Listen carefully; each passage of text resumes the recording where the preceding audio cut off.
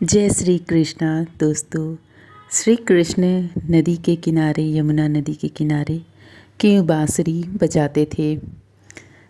तो यमुना नदी के किनारे बांसुरी बजाते रहते थे। यह एक दिव्य प्रेम, राधा रानी और गोपियों के प्रति असीम समर्पण और संपूर्ण चराचर जगत को भक्ति के सूत्र में पिरोने का प्रतीक था। आत्मा को परमात्मा से जोड़ने वाला एक दिव्य आमंत्रण था।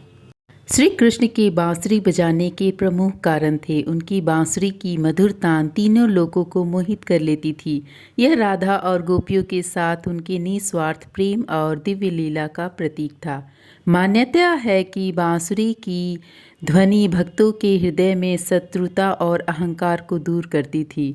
बांसुरी अंदर से खोखली होती है, जो यह दर्शाती है कि सच्चा भक्त वही है जो अहंकार रहित होकर भगवान को खुद को सौंप दे। जैसे बांसुरी अपनी धुनों के लिए श्री कृष्ण की सांसों पर निर्भर है। यमुना का किनारा शांत था, जहाँ बैठकर वे अपनी बांसुरी की मधुर धुन से सभी को मंत्र मुग्ध कर देते थे।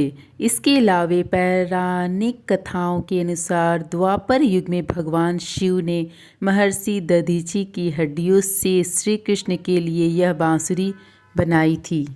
श्री कृष्ण बांसुरी क्यों बजाते थे? मुरारी अपने भक्तों के हृदय से शत्रुता दूर करने वाले और उनके शत्रुओं का नाश करने वाले का प्रतीक है। जो लोग निरंतर श्री कृष्ण का नाम जपते, उनके लिए वे कृपा पूर्वक उनकी आत्मा में मुरली बांसुरी बजाते हैं। कृष्ण की बांसुरी कहाँ से आई थी? जैसा कि मैंने आप लोगों को बताया था, भगवान कृष्ण की दिव्य बांसुरी भगवान शिव ने उन्हें भेंट की थी, जिसे उन्हें महर्षि दधीचि के हड्डियों से बनाया गया था। जैसा कि आप यह चित्र में देख रहे हैं, कृष्ण जी यमुना के किनारे बांसुरी बजा रहे हैं और ये पिक्चर मैंने शैडो बनाया था। ये और बनाते समय स्वयं आँख और मुंह का दिखना एक दिव्य अनुभूति या मनोवैज्ञानिक प्रभाव है, जो कि मैंने यहाँ फिल किया, जहाँ कृष्ण के प्रति प्रेम के कारण अधूरी आकृतियों में चेहरे की कल्पना कर लेते हैं।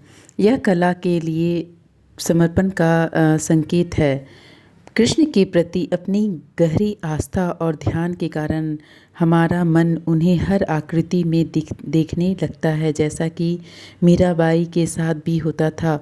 और जब मैंने ये पिक्चर बनाया तो मुझे कृष्ण का फेस पीछे की ओर था, ये पोर्शन पीछे बनाया था, बट कुछ देर के बाद मुझे सामने से ये सारे पोर्शन आँख, नाक और उनका मुंह दिखा, तो मैं इसे इरेज करके उसे मैं डीप कर दी हूँ।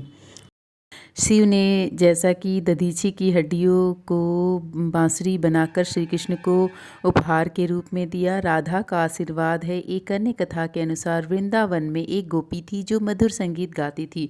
राधा रानी ने उसे बांस के झाड़ में बदलने का आशीर्वाद दिया ताकि कृष्ण उसे अपनी बांसुरी बनाकर अपने होठों पर धारण करे।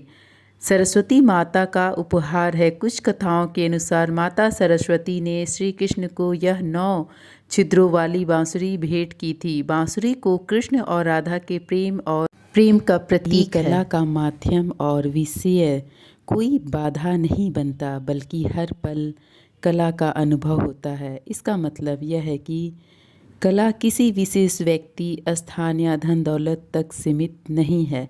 यह हर किसी के भीतर हो सकती है। कलाकारों की दृष्टिकोण से हर चीज़ में कला दिखता है।